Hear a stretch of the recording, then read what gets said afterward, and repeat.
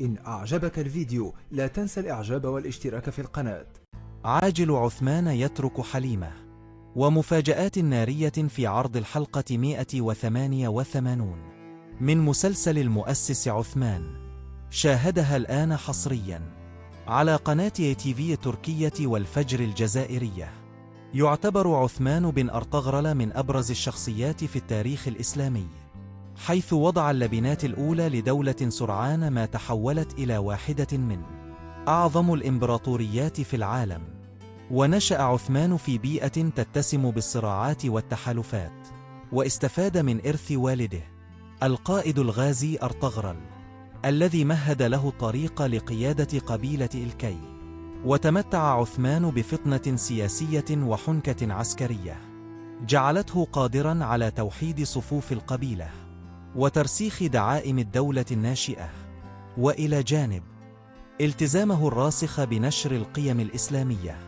وجاءت الحلقة 188 من مسلسل المؤسس عثمان محملة بمفاجأة درامية صادمة، وحيث قرر البطل عثمان الانفصال عن زوجته حليمة، وفي مشهد أثار موجة من الجدل وردود الأفعال بين المتابعين، وخاصة أن علاقتهما كانت تمثل أحد الركائز الأساسية في السرد الدرامي منذ بداية المسلسل.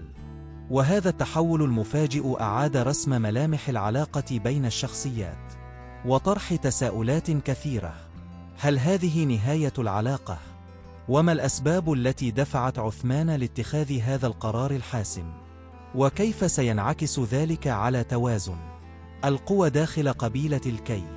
ولم يقتصر التشويق في الحلقة على الجانب العاطفي فقط، بل شهدت أيضا تصعيدا في الصراعات السياسية والعسكرية بين عثمان وخصومه، ومع بروز تحالفات جديدة يمكن أن تغير موازين القوى داخل القبيلة. وهذه التطورات تنذر بأن قبيلة الكي مقبلة على مرحلة شديدة الحساسية ومليئة بالتحديات والمواجهات المصيرية. وتعرض حلقات مسلسل المؤسس عثمان حصريا عبر قناة ATV التركية، وبجودة إنتاج عالية ومشاهد مليئة بالتفاصيل التاريخية. وقد حققت الحلقات السابقة نسب مشاهدات قياسية، وجعلتها من أكثر حلقات الموسم السادس تفاعلا. وكما قامت قناة الفجر الجزائرية ببث الحلقة مترجمة إلى العربية، ما عزز من انتشارها الواسع في العالم العربي.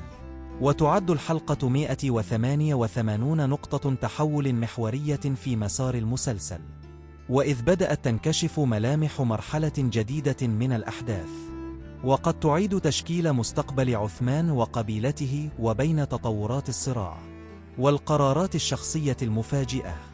ويترقب الجمهور ما ستكشف عنه الحلقات المقبلة من أسرار ومواجهات مصيرية.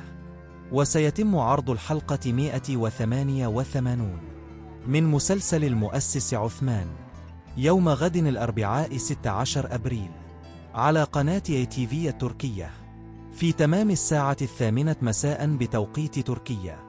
وسيتم نشر الحلقة مدبلجة للعربية على قناة الفجر الجزائرية يوم الخميس 17 أبريل في تمام الساعة 9:45 مساء بتوقيت الجزائر والمغرب. شكرا لكم على طيب المتابعة، وأضرب لكم موعدا في حلقة قادمة إن شاء الله.